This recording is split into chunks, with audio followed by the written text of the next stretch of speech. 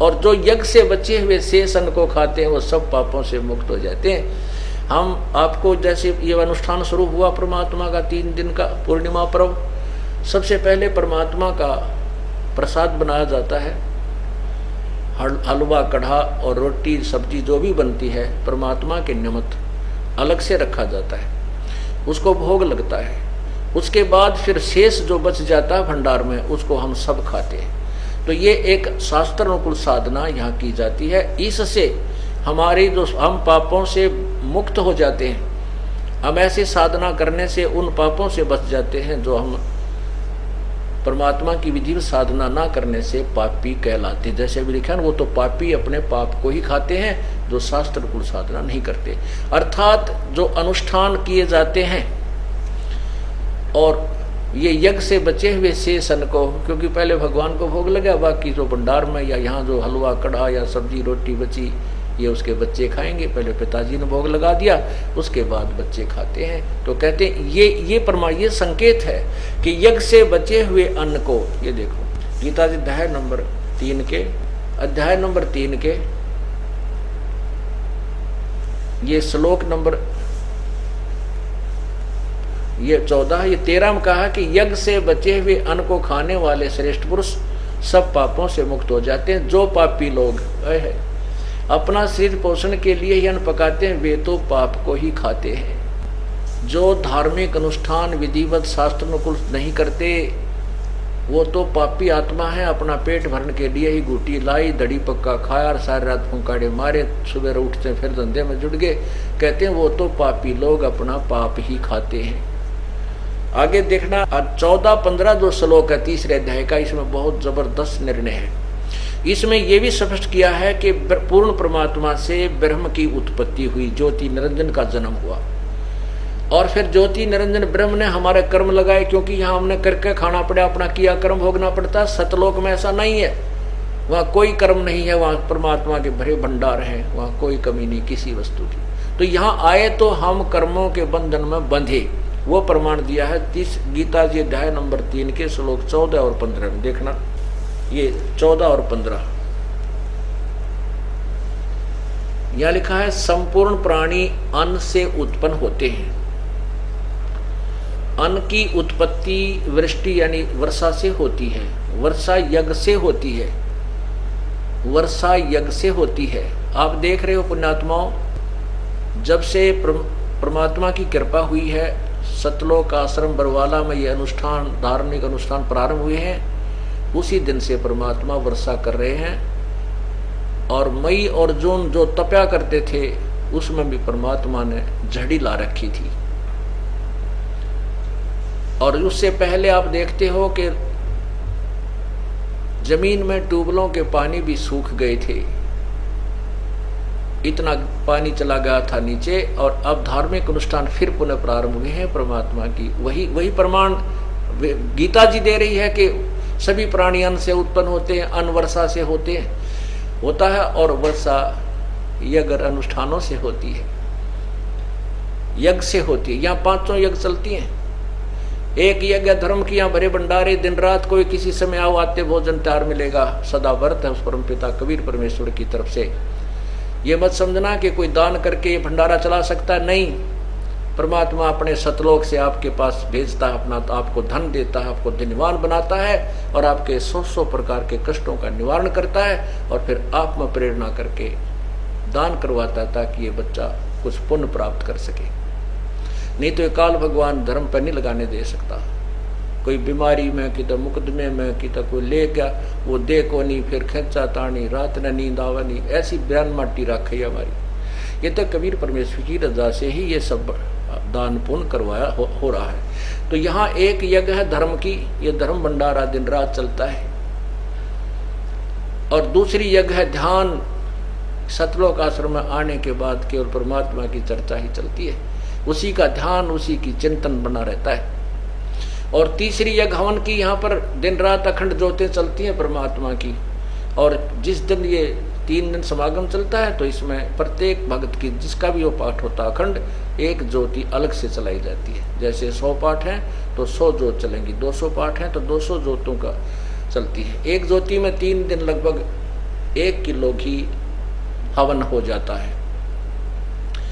अब आप देख लो, जहाँ 100 पाठ हैं 200 पाठ हैं तो कितना क्या किलो घी यहाँ पर हवन हो जाता है। तो ये हवन यज्ञ भी चलता है। तीसरी यज्ञ हवन की, चौथी यज्ञ प्रणाम। फिर यहाँ परमात्मा को हम प्रणाम करते हैं, ये भी एक यज्ञ के तुल्य है। और 5वीं यज्ञ ये तत्व ज्ञान का प्रचार, 5वीं यज्ञ ज्ञान की है। ये भी 5 यज्ञ यहाँ चल रही होती है। इसलिए परमात्मा यहाँ वाणी में कह रहा है, देखिएगा गीता जी अध्याय नंबर 3 के और श्लोक नंबर 14 और 15 में स्टार्ट है 14 का। संपूर्ण प्राणी प्रसन्न अन्न से उत्पन्न होते हैं। अन्न की उत्पत्ति वृष्टि से होती है, वृष्टि यज्ञ से, वर्षा यज्ञ से होती है। और देखना, यज्ञ विहित कर्मों से उत्पन्न होने वाले हैं। यानी विहित माने शास्त्र अनुकूल साधनों से, जो शास्त्र अनुकूल विधि से, शास्त्र अनुकूल साधना जो की जाती है वही कर्म काउंटिंग में होते हैं, अन्यथा नहीं। वही धार्मिक कर्म सही माने जाते हैं जो शास्त्र अनुकूल, यानी विहित, विहित माने शास्त्र अनुकूल जो कर्म होते हैं वही मान्य होते हैं। ये देखना, यज्ञ कर्म सम उद्भव विहित कर्मों से उत्पन्न होने वाला है। और कर्म समुदाय को, यहाँ देखो इन्होंने कितनी गलती कर रखी है। ब्रह्मो उद्भवम, वेद से उत्पन्न लिख दिया। कर्मों को नो कहें वेद से उत्पन्न, नहीं, ये ब्रह्म है। और ब्रह्म से उद्भवम, यानी ये कर्म जो हमने यहाँ करने पड़े ये काल से उत्पन्न हुए। इस काल के लोक में आए, ब्रह्म के लोक में आए तो हमने कर्म करने पड़े, नहीं तो अपने सतलोक में हम बिना किए भगवान दिया करता था। अब ये देखो, इन्होंने ब्रह्म का अर्थ वेद कर दिया है। तेरा गजब, वेद माने यहाँ लिखना था ब्रह्म। ये ज्योति निरंजन किसे, अक्षरम सम अक्षरम उद्भवम, अविनाशी परमात्मा से उत्पन्न हुआ जान। है ब्रह्म, ये जो ब्रह्म है, ये ब्रह्म यानी ज्योति निरंजन को आप अक्षर, अक्षर माने अविनाशी परमात्मा। अविनाशी परमात्मा कौन है? 15वें अध्याय के देखो, जैसे एक मिट्टी का प्याला, चीनी का सफेद कप होता चाय पीने का, और उसकी तुलना में स्टील का प्याला होता है, वो उसकी तुलना में स्टील का प्याला भी अक्षर कहलाता, अविनाशी है, लेकिन वो भी अविनाशी नहीं है। जैसे गीता जी अध्याय नंबर 15 के श्लोक 16 में कहा है, क्षर पुरुष और अक्षर पुरुष, ये दो, तुम इस परब्रह्म को अक्षर पुरुष मान बैठे हो, बस इस ब्रह्म की तुलना में अक्षर पुरुष वास्तव में अविनाशी नजर आता है, पर वास्तव में अविनाशी नहीं है। जैसे आपको कल परब्रह्म की आयु बताई थी, कैसे थी कि जैसे एक ब्रह्मा की आयु थी, बताई है आपको कि 1000 चतुर्युग, एक युग चतुर्युग में सतयुग, त्रेता, द्वापर, कलयुग, अर्थात चारों युगों की कुल वर्षों की जो काउंटिंग है 43,20,000 एक चतुर्युग की। 1008 चतुर्युग, उसको हम 1000 मानकर चला करते हैं। 1000 चतुर्युग का दिन ब्रह्मा का, इतनी रात, 30 दिन रात का महीना, और 12 महीने का एक वर्ष, और 100 वर्ष की आयु ब्रह्मा जी की। और ब्रह्मा से 7 गुणी विष्णु की, विष्णु जी से 7 गुणी श्री शिव जी की, और ऐसे ऐसे 70,000 शिव जी मर जाते हैं तब एक ब्रह्म की मृत्यु होती है। और वो परब्रह्म का एक युग होता है। परब्रह्म का एक युग, उस जिसको अक्षर पुरुष कहा है गीता जी के अध्याय नंबर 15 के श्लोक 16 में, उस अक्षर पुरुष यानी परब्रह्म का एक युग हो गया। ऐसे 1000 युग की परब्रह्म की रात, इतना ही दिन, 30 दिन रात का महीना, 12 महीने का वर्ष, और 100 वर्ष की परब्रह्म की आयु, और फिर भी मृत्यु।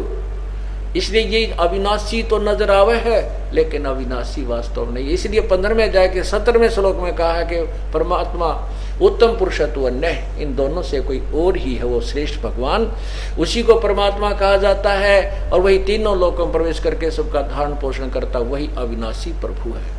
तो यहाँ उस अक्षर यानी अविनाशी, अक्षर का अर्थ अविनाशी होता है, तो यहाँ उस अक्षर की तरफ संकेत है, ना कि यहाँ पर ब्रह्म की तरफ। क्योंकि ये कोड वर्ड और PhD इसी को कहते हैं कि अब सियाने हो जाओगे तो वैसे समझने लग जाओगे। इसलिए यहाँ गीता जी में कोड वर्ड ज्यादा है, क्योंकि चारों वेदों का सारांश है ये।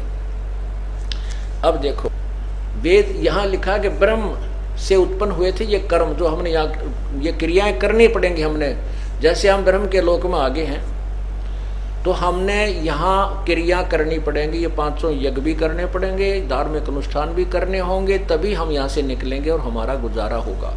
तो हम ये कर्म इस ब्रह्म ने हमारे लगाए, हम ये ब्रह्म से उत्पन्न हुए, यहाँ आए तो ये कर्म हमने करने पड़े और करने पड़ेंगे। फिर कहते ब्रह्म की उत्पत्ति कहाँ से हुई? ये उस अविनाशी परमात्मा सतपुरुष कबीर परमात्मा से हुई। यहाँ देखना, और ब्रह्म को यहाँ ब्रह्म वेद के स्थान में ब्रह्म मानो, ब्रह्म को अविनाशी परमात्मा से उत्पन्न हुआ जान। इससे सिद्ध होता है कि वो सर्वगतम ब्रह्म, सर्वव्यापी परमात्मा वासुदेव, सर्वगतम ब्रह्म माने सर्वव्यापी वो वासुदेव परमात्मा, जिसको गीता जी अध्याय नंबर 7 के श्लोक 19 में कहा है कि बहु नाम जन्मानाम अंते ज्ञानवान माम प्रपद्ये। गीता ज्ञान दाता कहता है कि बहुत बहुत जन्मों के अंत के किसी जन्म में ये ज्ञानी लोग मुझे मेरा ब्रह्म तक की साधना करते हैं, नहीं तो नीचे के देवी देवता माता मसाणियों मुझे रहते हैं। और वासुदेव सर्वमिति सह महात्मा सुदुर्लभ है, जो सर्वगतम ब्रह्म के बारे में बताने वाला है, उस वासुदेव के बारे में बताने वाला है, सर्वशक्तिमान परमात्मा के विषय में क्या जानकारी देता है कि वही पूजा के योग्य है, वही सर्व का सृष्टि रचनहार है, वही अविनाशी है, उसी की पूजा से मोक्ष होगा। ऐसा महात्मा तो बड़ी मुश्किल से मिलेगा। तो उस सर्वगतम, उस वासुदेव का यहाँ प्रमाण है, वह सर्वगतम ब्रह्म है, जिससे ब्रह्म की भी उत्पत्ति हुई है, वो अविनाशी परमात्मा। यहाँ देखिए, फिर यहीं से आते हैं ब्रह्म, यहाँ ब्रह्म ज्योति निरंजन समझो, क्षर पुरुष को आप अविनाशी परमात्मा से उत्पन्न हुआ। इससे सिद्ध होता है कि सर्वगतम ब्रह्म सर्वव्यापी परम अक्षर परमात्मा, परम अक्षर यानी अविनाशी से भी अक्षर से परम अक्षर अविनाशी परमात्मा सदा ही यज्ञ में प्रतिष्ठित है।